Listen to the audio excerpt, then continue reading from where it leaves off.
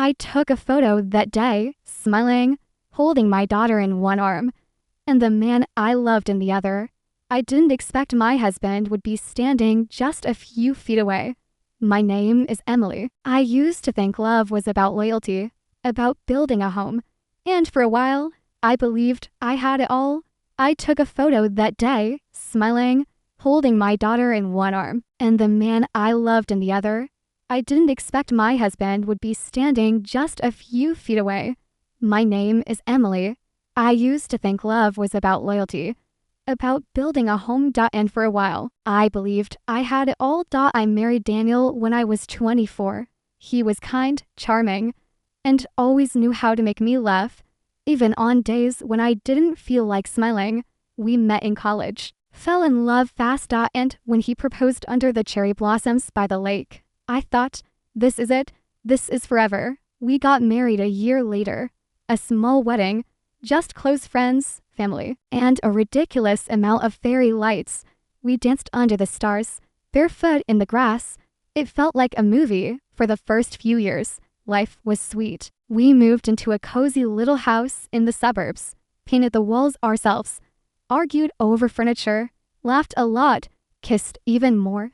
Then came Lily, our daughter. The day she was born, Daniel cried more than I did. He held her like she was made of glass, whispered to her like she was magic. And maybe she was, because for a while, everything felt perfect. But perfection doesn't last. Sometimes it fades slowly, like paint peeling from the corners. Sometimes it breaks all at once. With us, it was slow, so slow, I didn't even notice. Daniel started working more, coming home later. He said it was just a busy season, that I was overthinking, and maybe I was. I had Lily, I had the house, I had memories to hold onto. But sometimes memories aren't enough. There was this one evening. Lily had drawn a picture, a stick figure family, her, me, and Daniel, except Daniel was off to the side, behind a desk. When I asked her why, she said, because Daddy's always working. That night, I waited up for him. He came home past midnight, smelled like a different perfume. I asked him, softly, where were you? He smiled tiredly. Meetings ran late. I nodded, but something inside me tightened. Then, one day, I found his phone on the kitchen counter. Unlocked. He was in the shower. I wasn't trying to snoop. I really wasn't. But the screen lit up with a message. Can't wait to see you again. Last night was perfect. My hands froze. My stomach turned cold. My ears rang. Even though the house was silent, I opened the thread. Dozens of texts, hearts, kisses, pictures.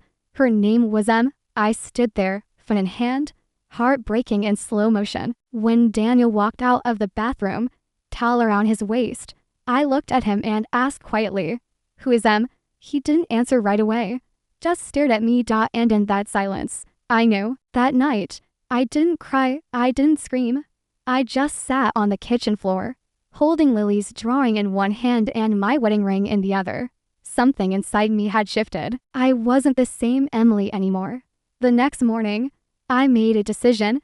I got up early, dressed Lily, packed a bag. I told Daniel I needed space. He said nothing, just looked away. I moved in with my sister for a while. It wasn't easy, sharing a tiny apartment, juggling Lily and work.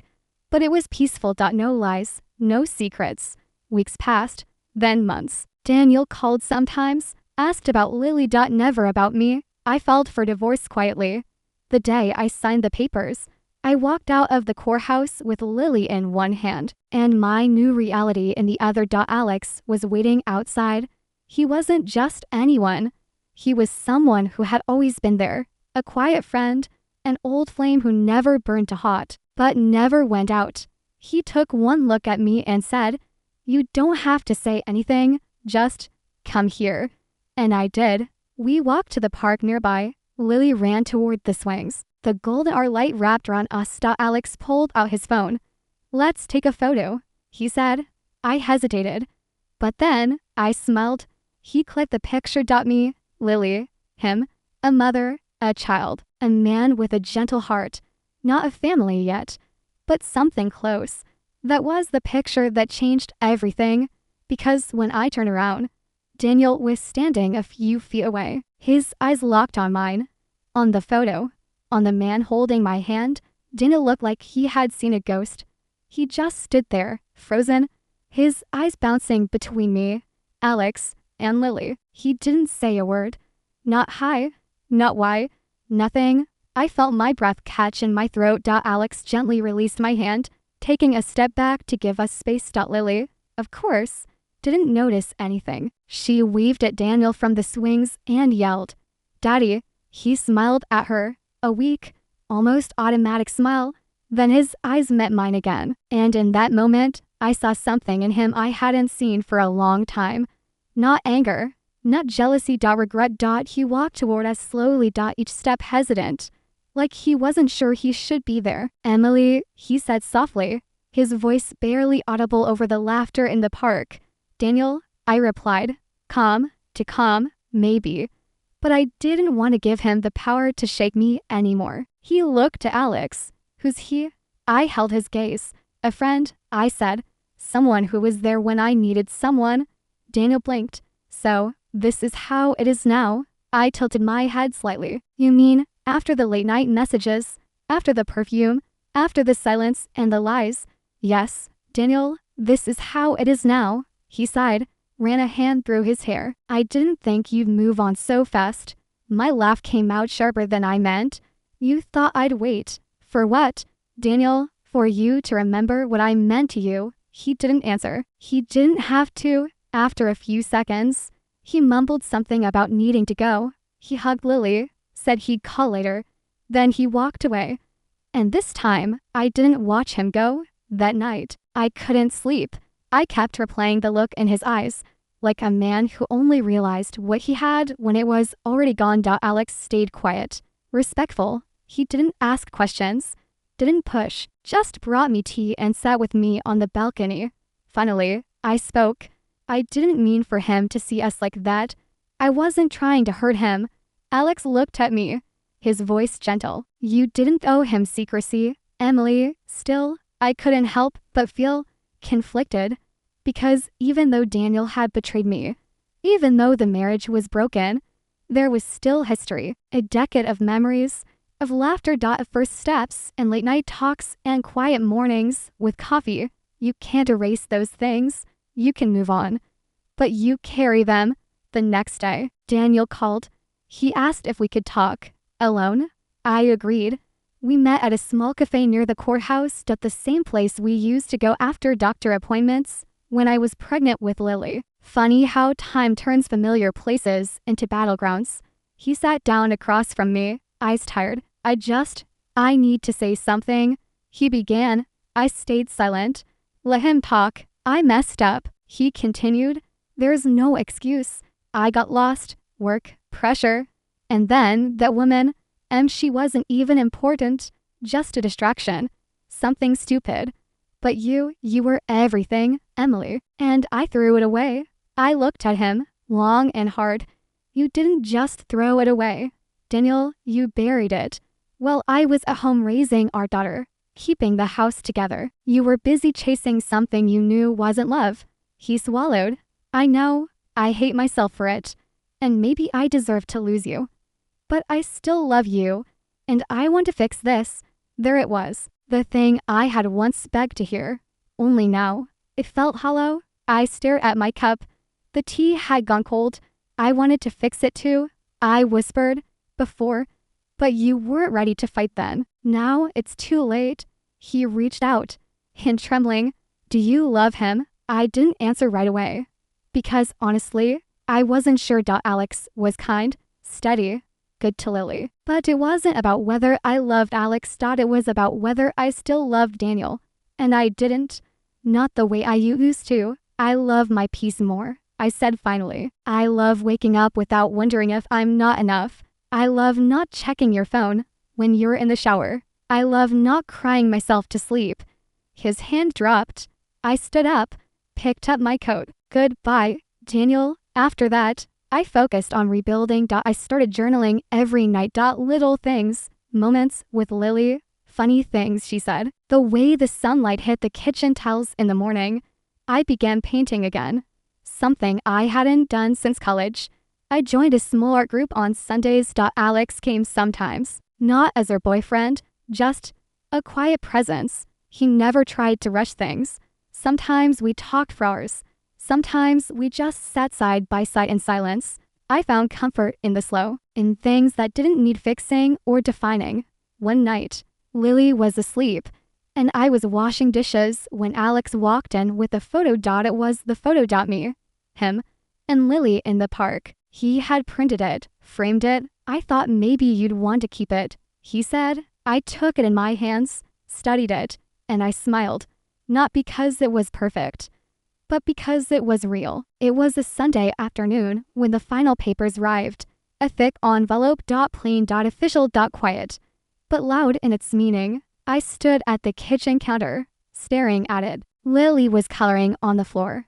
Alex was out picking up groceries. My hands trembled as I opened it. Inside, my name, his name, the signatures, the stamps, the end. I had filed for divorce weeks ago. I knew this day would come. But seeing it in black and white still made my chest tighten. I wasn't sad. I wasn't angry. I was free. Later that evening, after Lily went to bed, I took the envelope and walked out to the backyard. The sky was deep blue, stars just beginning to flicker above. I sat on the old bench Daniel once built and held the paper in my lap. A breeze picked up. Soft, gentle, and I thought about everything we had survived and everything we hadn't. Daniel didn't fight the papers. No angry calls. No begging. He just signed. Maybe he finally understood, or maybe he gave up. Either way, I didn't need a dramatic ending. I just needed peace. The next morning, Alex brought coffee and sat with me on the steps. You okay? He asked, noticing the envelope beside me. I nodded. I think so. I whispered. It's strange. For so long, I was afraid of this moment. But now, it feels like breathing after holding my breath for years. He smiled. You don't have to rush into anything. You've already come a long way. I looked at him. What if I'm ready? His eyes met mine. Then I'll be right here. We didn't kiss. We didn't need to. But something shifted that morning. Something real. Weeks passed, and I started smiling more. Lily began asking for Alex. When he wasn't around, he'd read her bedtime stories, sometimes falling asleep in the chair beside her. He never overstepped, never tried to play dad. He just was there, and I loved him more for that. One Saturday, we took a road trip to the coast. It wasn't far, just a few hours, but it felt like crossing into another life. We stayed in a small rental house with peeling paint and wildflowers in the yard. Lily ran barefoot through the grass, squealing with joy. I stood at the porch, watching her, and Alex came up behind me, arms around my waist. She's happy, he said. I nodded. So am I. That night, I did something I hadn't done in years. I danced. No music, no plan. Just me, barefoot in the kitchen, spinning slowly under the dim light. Alex watched me with the kind of smile that said thank you without words. And for the first time since the beginning of everything, I felt whole. Not because of Alex. Not because Daniel was gone, but because I had finally chosen myself. It was a quiet Thursday when the past found its way back to me. Lily had just gone off to preschool. Alex was at a meeting. The house was silent, the kind of silence that feels like peace, not loneliness. I made a cup of tea and opened the front door to let the morning air in. And that's when I saw him. Daniel, standing at the gate. He didn't move at first. Just stood there, holding something in his hand, a small box, no expression on his face. I stared at him through the screen door, unsure what to do. Then I stepped outside. Hey, he said, voice soft. Hi. We stood in silence for a few moments. Then he held out the box. I found this in the attic. I thought maybe you'd want it. I hesitated before taking it. Inside were some old photo albums. Our wedding, Lily's first birthday, a few forgotten souvenirs from trips I barely remembered. Thank you, I said, my voice neutral. Daniel nodded. I didn't come to cause trouble. He added quickly. I miss her, Lily. I miss being in her life. I crossed my arms. You were in her life. You had that place. And you gave it up. I know, he said. But I've changed. Emily, I almost laughed. Everyone says that after they lose something, he continued, I've been going to therapy. I've stopped drinking. I'm trying. I don't expect anything from you. But I'd like to see Lily more. Not just weekends. I want to be there. I stared at him, not with hate, not with hope. Just truth. She's not a convenience. Daniel, you don't just show up now and expect to pick up where you left off. He nodded slowly. I understand. I'll prove it, if you let me. I didn't say yes, but I didn't say no either. And that was the beginning. Over the next few weeks, Daniel came by more often at first. Just short visits. Then, longer ones, supervised. Of course, Lily didn't ask too many questions. She was just happy to see him. I watched their bond slowly reform, and I kept my distance. Not out of bitterness, but to protect what I had built. Alex noticed. Of course, one night, we sat on the couch in silence after dinner. Then he asked quietly, Are you okay with him being around again? I looked at him. I don't know, I admitted. Sometimes I feel like I'm watching a movie of my old life, and I'm just waiting for it to end again. He nodded. Whatever happens, I trust you. Just don't forget who you are now. That meant everything to me. Because he wasn't insecure. He wasn't trying to compete. He just stood beside me. And that's love, isn't it? Not control, not fear, but trust. A few days later, something unexpected happened. Lily came home from her visit with Daniel holding a drawing. It was of our family. Stick figures, sun, smiles. But something was different. There were 4 people in the picture. Who's this? I asked gently, pointing to the extra figure. That's Daddy's friend, she said. She came with us to the zoo. My chest tightened. He had brought her round Lily without telling me. I called him that night. My voice was calm. But I see, you don't bring strangers into our daughter's life without talking to me first. She's not a stranger, Daniel replied. We've been seeing each other for a while. Then why did you act like you were still trying to fix things with me? Why the emotional speeches? Why the visits? He paused. I meant every word.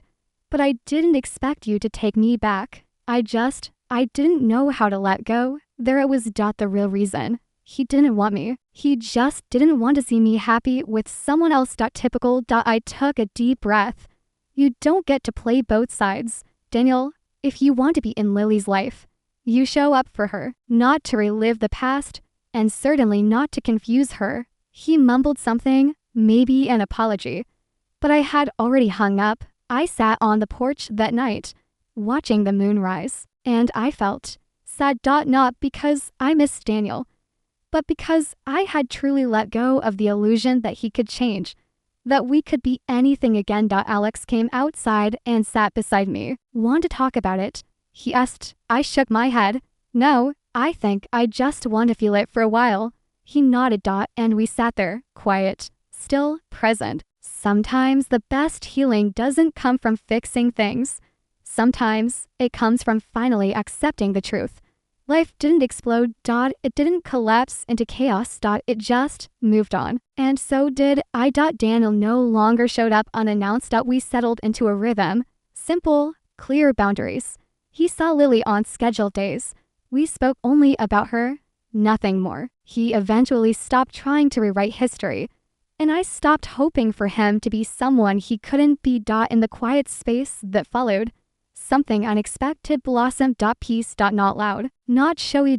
Just small moments of calm, like sun through a window. One morning, I woke up early and watched Lily sleep. She was curled on her side, hair messy, clutching her stuffed bunny, and I thought, she is okay. We are okay. Alex and I didn't rush anything, but there was a softness between us, an understanding that didn't need words. He never asked me to move in. He didn't try to parent Lily. He just showed up. Every day. In all the little ways that matter. One day, I got a call from my sister. She was visiting from out of town and wanted to meet us for lunch. I agreed, nervously. She had always been protective of me. Sometimes too much. When she saw Alex, her eyes narrowed. After lunch, she pulled me aside. He seems nice, she said. But are you sure? I laughed softly. I'm not sure of anything, but I know how I feel. She looked at me for a long moment, then smiled. Good, you look lighter. And I was, not because someone came and fixed me, but because I stopped waiting to be rescued. On Lily's 6th birthday, we threw a little party at the park. Balloons, cupcakes, sticky fingers, and messy faces. Daniel came too, stayed for a bit. He gave Lily a bracelet and kissed her forehead. When he left, he nodded toward Alex. Then me. No words, just a quiet respect. Maybe that was all we could be, and maybe that was enough. Later that evening, when the sun dipped low, I sat on the grass, barefoot, watching Lily run in circles. Alex dropped beside me, handing me a soda. She's happy, he said. She is, I nodded. You know, I spent years thinking I had to hold it all together, be perfect, be strong. He looked at me. You are strong. I shook my head, smiling. I think real strength is knowing when to let go. He didn't say anything. He just leaned over and kissed my forehead. That night, as we drove home with Lily asleep in the back seat, Alex reached for my hand. I let him take it. And in that moment, with the windows down and laughter still echoing in my mind, I knew this was a new chapter. Not a rebound, not a replacement, not a fantasy, but something honest. Something earned. I didn't know what the future would look like. Maybe we'd move in together. Maybe we'd build a life that looked nothing like the one I had before. But I wasn't afraid anymore. I had already survived the storm. Now, I was walking in the sunlight. 1 year later, the seasons had changed. But so had I. We moved to a smaller town just outside the city. A quiet neighborhood with tree-lined streets and a little bakery that smelled like cinnamon every morning. Alex got a job at a local tech company. I started teaching part-time at a community center, English classes for immigrant women. And Lily, she made friends faster than I could keep up with. She was thriving. One Saturday afternoon, I took her to the park. She ran straight for the swings. Squealing with joy, I sat on a bench under a tree, watching her. Just watching. Not checking my phone. Not planning dinner. Not worrying about tomorrow. Just being.